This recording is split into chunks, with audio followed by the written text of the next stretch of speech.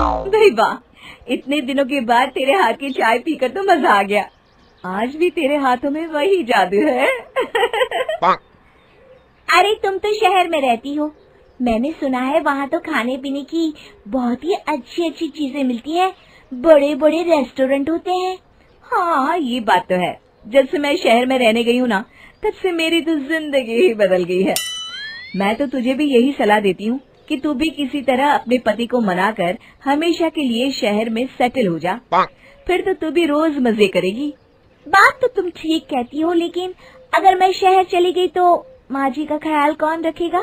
अरे तू उस बुढ़िया के चक्कर में अपनी पूरी जिंदगी क्यों इस छोटे से गांव में बर्बाद कर रही है?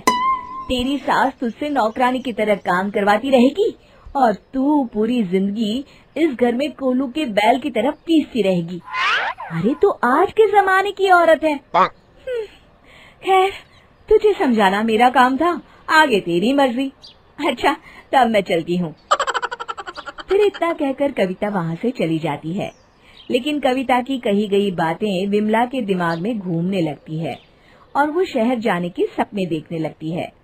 फिर एक दिन, अरे बहू, आज तो मेरे घुटनों में बहुत तेज दर्द हो रहा है, जरा जल्दी आके तेल से मालिश तो कर दे। तभी विमला अपने कमरे से बाहर आती है और गुस्से में अपनी सास को जवाब देती है। अरे माँ जी, ये तो आपका रोज रोज का नाटक हो गया है। मेरी तो समझ में नहीं आता, आप मुझे अपनी बहू बनाकर लाई हैं या इस घर की नौकरानी? अरे बहू, आज तुझे अचानक क्या हो गया? मैंने ऐसा भी क्या कह दिया जो तू इतना नाराज हो रही है? बुढ़ापे में तो बहू ही अपनी सास की सेवा करती है ना। वो जमाना गया माँ जी, मैं आज के जमाने की लड़की हूँ। आज से आप अपना सारा काम खुद करिए। फिर इतना कहकर विमला वहाँ से चली जाती है। उसी शाम विमला अपने पति हरिया से हमेशा के लिए शहर में बसने की जिद करती है। सुनिए जी, कब तक हम इस छोटे से गांव में अपनी जिंदगी गुजारेंगे? अब तो राजू भी बड़ा हो रहा है, उसकी अच्छी पढ़ाई लिखाई के लिए हमें शहर में जाकर रहना चाहिए। अरे भाग्यवान, बात तो तुम एकदम सही कह रही हो, लेकिन शहर जाकर हम रहेंगे कहाँ? वहाँ ना तो हमारा कोई रिश्तेदार रहता है और ना ही कोई जान पहचान वाला। अरे जान पहचान तो बनाने से बनती है। शहर में तो कामों की कमी नहीं है और वहाँ पैसे भी बहुत अधिक मिलते हैं। मेरी सहेली कविता 5 साल से शहर में मजे से रह रही है। मैं तो कहती हूँ जितना जल्दी हो सके तुम भी शहर चलने की तैयारी करो। फिर हरिया अपनी पत्नी की बड़ी बड़ी बातों से प्रभावित होकर शहर जाने का मन बना लेता है और शहर जाने के लिए गांव के लाला से कर्ज ले लेता है। कुछ दिनों के बाद हरिया अपनी बूढ़ी माँ को घर में अकेला छोड़कर अपनी पत्नी और बेटे के साथ शहर चला जाता है। लेकिन शहर पहुंचकर हरिया को रहने की जगह ढूंढने में काफी परेशानी होती है। फिर बड़ी मुश्किल से किसी तरह वो एक छोटा सा कमरा किराए पर लेकर अपने परिवार के साथ रहने लगता है।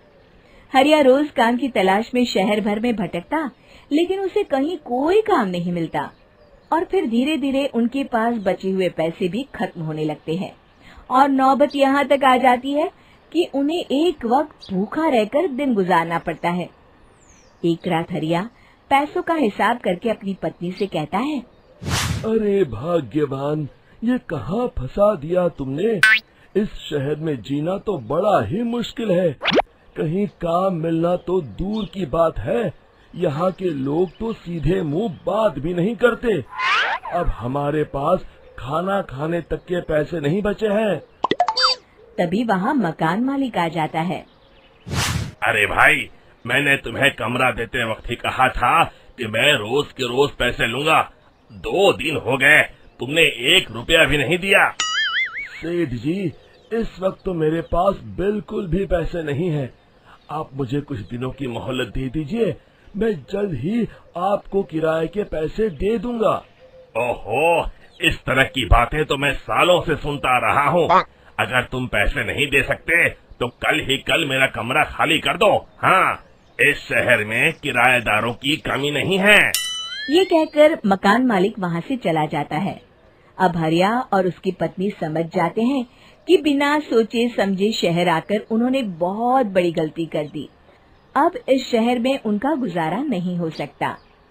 फिर अगले ही दिन दोनों शहर छोड़कर गांव चले जाते हैं। विमला घर पहुंचकर अपनी सास से माफी मांगती है। माँ जी, मुझे माफ कर दीजिए। मैंने बाहर वालों की बातों में आकर आपके साथ बहुत गलत व्यवहार किया। अब मुझे मेरी गलती का एहसास हो गया है। अरे बहू, तुमने अपनी गलती मान ली, मेरे लिए यही बहुत है। मैं खुश हूँ कि तुम दोनों को वक्त रहते अपनी गलती का एहसास हो गया। फिर विमला अपनी सास की खूब सेवा करती है और वो सभी खुशी खुशी रहने लगते हैं। शिक्षा: हमें बिना सोचे समझे कभी कोई फैसला नहीं करना चाहिए।